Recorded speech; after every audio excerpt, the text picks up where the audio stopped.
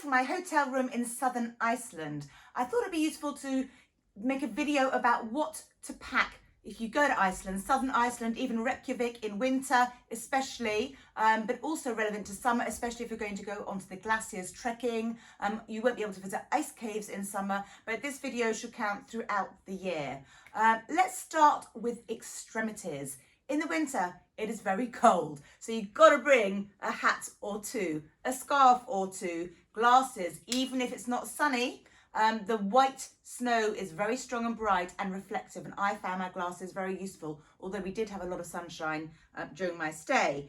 Other extremities, fingers. So I started off in just fashion gloves. They weren't strong enough. Luckily, I had brought with me also ski gloves. This is what you need. I was fine with mittens. I find my hands stay warmer with mittens than in regular gloves. These were great. I thoroughly recommend you bring some.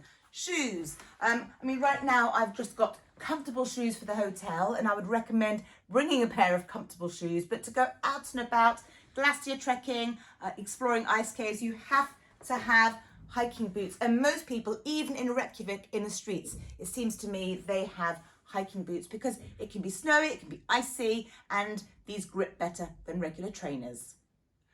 Now let's move on to the rest of the body. Before I start, let me just talk about what to put on your feet. Again, I had heavy duty socks, ski socks, really good hiking socks.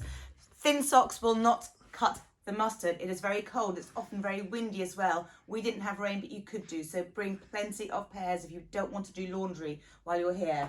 Now, I'm sure you'll hear people say that it's all about layering, and I can't stress that enough. So this is what I wore. The average day was about 0 degrees. I was going to say 70 degrees, 0 degrees, freezing.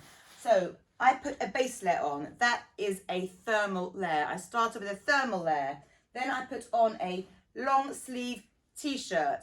Then I put on, this is brilliant. I found this in a shop in the UK that it's called Sweaty Betty. I don't know if that exists in the US or internationally, but this is a really thin wool layer with a hood on it as well, and the hands also come over your hands. The sleeve comes over your hands, so it's a kind of half glove.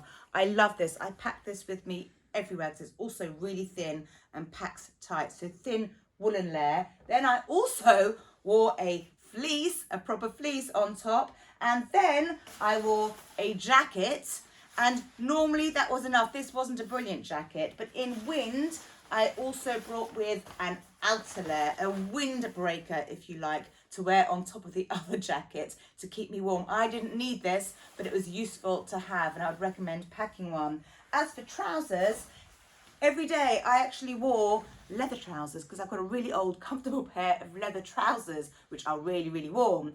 It doesn't matter if you don't have leather trousers. This is what I wore because I thought they were waterproof too. This is all I needed. It didn't rain while we were here, but had it rained, I also had waterproof trousers, which I also packed in the backpack. So just in case I got cold or it rained or was wet. And the last few bits that I found very useful was a water bottle. Even though it's cold, you need water when you're out and about. And the water in Iceland is brilliant and fresh to drink from the tap. You don't need to go buying expensive bottles of water. Talking about expensive, Iceland is expensive. So you might want to pack some snacks, pack of biscuits, some nuts, things to take up the mountains with you or trekking with you just in case you need them. And lastly, the electricity is European plug sockets in Iceland. That's my adapter. This is a UK plug. This is the European adapter. So make sure you pack one of those. And also don't forget to bring with you a swimming costume. There's loads of opportunities for bathing, winter or summer, in thermal pools or public swimming pools. So do be sure to pack one of these. I really hope you enjoyed this video and found it useful, and please do look out for my other videos on Iceland so you can see all the amazing things I did wearing these clothes, like glacier trekking, ice caving, visiting Icelandic horses, public swimming pools, more, not just in southern Iceland, but in Reykjavik, a geothermal lagoon there as well, Sky Lagoon. Go check out that video. If you enjoyed this and found it useful, please give me a thumbs up, and please don't forget to subscribe to my channel. There's a little circle going to come up on the screen round about there. Click on it. Happy travelling!